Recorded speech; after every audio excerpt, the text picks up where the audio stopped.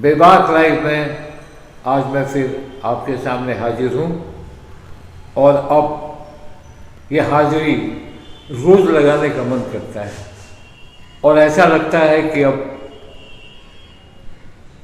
बेबाक आप लोगों का अपना कार्यक्रम होता जा रहा है।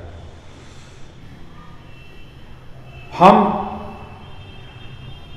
बेबाक के एक्टिविटीज़ को अब लगातार बढ़ा रहे हैं। सिर्फ राजनीति नहीं, हर विषय पर, जो विषय समाज से जुड़ा हो, जो विषय व्यक्ति से जुड़ा हो, उस हर पहलू को हम आपके सामने रखने का प्रयास करेंगे और कर रहे हैं। उसकी योजना शुरू हो गई है। इसी क्रम में हम आपको रविवार का जो प्रोग्राम है वो लाइव करते हैं और वो लाइव करते रहेंगे। बिहार की खबरों को, किसान आंदोलन पर हमने बहुत सारी बातें बताई, बहुत सारे कार्यक्रम किए, आगे भी करेंगे, क्योंकि किसान आंदोलन इस देश का एक बड़ा आंदोलन माना जा रहा है। अभी फिलहाल मैं जो विषय पर बात करूंगा, बिहार में पिछले 6 महीने से सरकार कौन बनेगी, सरकार किसकी होगी, कौन जीतेगा, कौन हारेगा, इसके मंथन में पूरा बिहार डूबा रहा और तरह तरह की बातें, तरह तरह के प्रेडिक्शंस होते रहे, मगर जनता को जो मंजूर हुआ उसकी सरकार बनी। जब सरकार बनी तो लोगों ने सोचा कि अब योजनाओं पर तेज गति से सरकार काम करेगी। वैसे नीतीश कुमार एक्टिव मोड में दिखते हैं, मगर जिस तरह से राजनीतिक गलियारों में चर्चा होती है कि फला पार्टी के लोग इधर जा रहे हैं, फला पार्टी के लोग ने ये कहा, उनकी सरकार गिर जाएगी, उनकी सरकार बन जाएगी, ये पूरा बिहार अभी भी चुनावी मोड में है। चुनाव मोड के बाद राज्य में एक स्थिति ऐसी बननी चाहिए थी कि काम में, जैसे रोजगार, जैसे और भी विकास के कार्य हैं, वो शुरू हो जाते और हम सरकार गिराने, सरकार बनाने, सरकार में बने रहने की बात फिलहाल भूल थी। तो लोगों का ये कहना है कि आम लोगों का जहां भी चर्चा होती कि नीतीश कुमार मुख्यमंत्री तो हुए हैं मगर कमजोर मुख्यमंत्री, इससे पहले भी मैंने ये बात आप लोगों को बताई थी। और हर दल से लोग टूटने को तैयार है, ये बताया जाता है, मगर प्रतिपक्ष के जो नेता है, युवा चेहरा जिसे हम कहते हैं, तेजस्वी यादव, जिस तरह चुनाव में हमलावर थे उसी तरह अभी भी हमलावर दिखते हैं और सरकार के कार्यों को वो कटघरे पर लाते हैं। बात सही है कि नीतीश कुमार आज की तारीख में 43 सीट पर है और बीजेपी बहुत आगे है उनसे, तो वाजिब है कि बीजेपी पूरे प्रकरण को अपने ग्रिप में लेना चाहती है और बीजेपी अपने पुराने चेहरों को, जैसे पुराने चेहरे में उनके नंद किशोर यादव, प्रेम कुमार, सुशील मोदी, इन सारे लोगों को दूसरी जिम्मेवारी देके संगठन में नए चेहरों को लाने की तैयारी में है और तैयार हो भी गई है। हाल फिलहाल में अभी वैशाली में जो बैठक हुई थी उसमें नंद किशोर, प्रेम कुमार ऐसे लोग गायब थे और गायब क्या थे, उन्हें आमंत्रित नहीं किया होगा। तो कहीं ना कहीं से बीजेपी पूरी तरह से बिहार पर पकड़ बनाने के लिए तैयार है और वो मानती है कि आने वाले दिनों में मेरी टक्कर होगी तो आरजेडी से होगी, ये उनका मानना है। और नीतीश कुमार जो काम करने के लिए माने जाते रहे हैं, तो विकास के काम के चेहरा माने जाते रहे हैं, आज संभवतः उतने तेजी से और उतनी स्वतंत्रता पूर्वक निर्णय नहीं ले सकते। तो मैं आपको 2-3 उदाहरण बताता हूँ। नीतीश कुमार की पहली बैठक कैबिनेट की मंगलवार को हुई थी। ये गौर करने वाली बात है, वैसे आप लोगों ने अखबार में भी पढ़ा होगा, मगर मैं इसे थोड़ा विश्लेषित करता हूँ। और नीतीश कुमार की पहली कैबिनेट बैठक थी एनडीए की और उसमें चारों घटक दल के लोग शामिल थे। चुनाव के दरमियान बीजेपी ने तेजस्वी यादव के 10 लाख नौकरी की जगह 19 लाख रोजगार का नारा दिया था, जो नारा बीजेपी का था, जेडीयू का नहीं था। क्योंकि जब 10 लाख नौकरियों की बात तेजस्वी यादव ने कही थी कि मैं अपने पहले ही कैबिनेट में इसे कर दूंगा, तो नीतीश कुमार ने सवाल खड़े किए थे, जेडीयू के लोगों ने सवाल खड़े किए थे कि आप कहां से नौकरी देंगे, कहां से पद सृजित करेंगे, कहां से पैसा लाएंगे, और उसके एवज में बहुत सारी बातें कही गई थी। दूसरा मामला था कोरोना वैक्सीन को फ्री में देने की, और ये बात जब वहां कही गई थी चुनाव के दरमियान, ये भी बीजेपी के द्वारा कही गई थी, और उसमें ये कहा गया था कि हम बिहार के लोगों को मुफ्त में वैक्सीन देंगे, कोरोना वैक्सीन। तो जब कैबिनेट की बैठक हुई तो पहले 2 बड़े एजेंडे पर मुहर लगाई गई।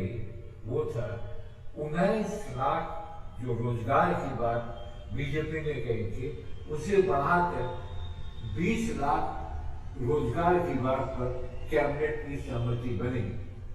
दूसरी बड़ी योजना थी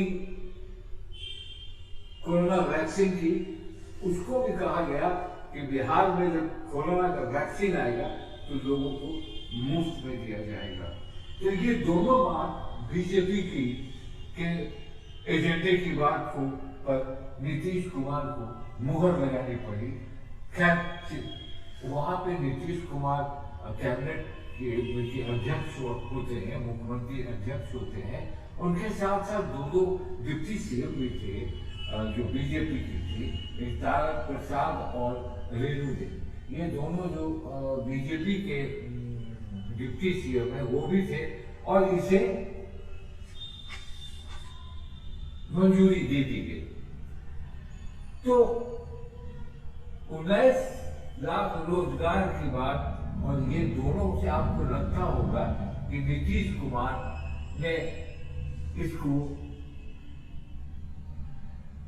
उन्हें मानना पड़ा और उन्हें ये चीज एक्सक्यूज करना पड़ा कि रोजगार के साधन मुहैया कराया जाएगा। या एक तरह से कहिए कि उनकी कलम से इन दोनों योजनाओं को का अमली जामा पहनाया गया। अब मैं दूसरे पक्ष पे आता हूं। तेजस्वी यादव का जो ये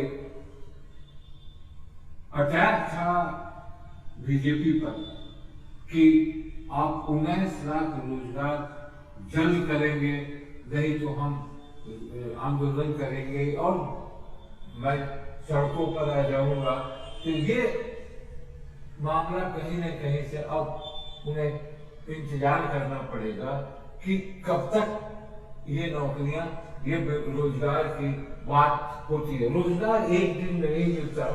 रोजगार अगर उन्होंने 20 लाख की बात की है तो वो 5 साल में 20 लाख रोजगार पूरा करेंगे, चाहे वो स्किल डेवलपमेंट हो, चाहे वो ITI से मामले हो, चाहे और सारी चीजों में जहाँ जो रोजगार हो, नौकरी नहीं रोजगार जो होगा वो बीजेपी और जेडीयू की सरकार जब तक है तब तक वो योजना चलती रहेगी और उस पर अब इनका अटैक तेजी से नहीं होगा, क्योंकि सरकार ने कैबिनेट से इसका फैसला लिया। कैबिनेट अगर ये बात चुनावी होती तो बात समझ में आती। जिस तरह से तेजस्वी यादव अटैक कर रहे थे वो अटैक माना जा सकता था, मगर अब उस सरकार के नुमाइंदे कहेंगे कि इसका निर्णय कैबिनेट से हो चुका है और इस पर प्रक्रिया चालू होती है। 19 लाख वाले मामले में तेजस्वी अब डिफेंसिव हो जाएंगे। तेजस्वी जिस तरह से हमलावर है, बहुत तेज गति से हमला कर रहे हैं और अभी अब उन्हें सरकार को कम से कम कुछ महीने देखना होगा, उन्हें मौका देना होगा। 6 महीने तो कम से कम मौका देंगे। जैसे चिराग पासवान ने कहा कि मैं 6 महीने तक सरकार पर कोई हमला नहीं करूंगा, 6 महीने के बाद मैं इसकी समीक्षा करके उस पर बात करूंगा। तो तेजस्वी यादव को हर चीज को देखना होगा और जिस तरह से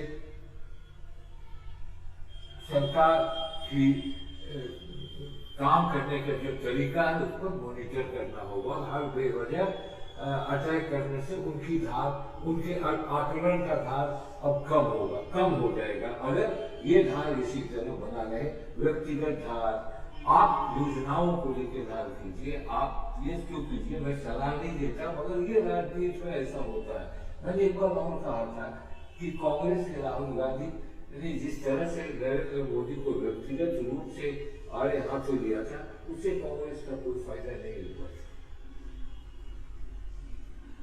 वैसे नीतीश कुमार एक्टिव मोड में दिख रहे हैं, रोज समीक्षा बैठक भी करते हैं, नई योजनाओं की बात भी करते हैं। जैसे रोजगार में बिहार में एक अलग स्किल डेवलपमेंट और उद्यमी विभाग खोलने की बात नीतीश कुमार ने की है। तो स्किल डेवलपमेंट का ये जो प्रोग्राम शुरुआत था, ये बीजेपी ने केंद्र में पूरे देश के पैमाने पर चलाया था। हर जिले में बनेगा मेगा स्किल सेंटर, युवाओं को रोजगार के लिए 5 लाख का अनुदान दिया जाएगा और अगर वो लोन लेंगे तो 1% पर उन्हें लोन दिया जाएगा अपना उद्योग खड़ा करने के लिए। महिलाओं को 5 लाख के ऋण पर कोई इंटरेस्ट, कोई ब्याज नहीं होगा। जैसे 3 यूनिवर्सिटी खोलने की भी बात है, स्पोर्ट्स यूनिवर्सिटी भी होगा, मेडिकल यूनिवर्सिटी भी होगा। तो स्पोर्ट्स यूनिवर्सिटी को राजगीर में खोलने की बात की है। ये जो बीजेपी का जो प्रभाव दिख रहा है कि नीतीश कुमार के वो बड़े भाई हैं, वो अब दिखने लगा है।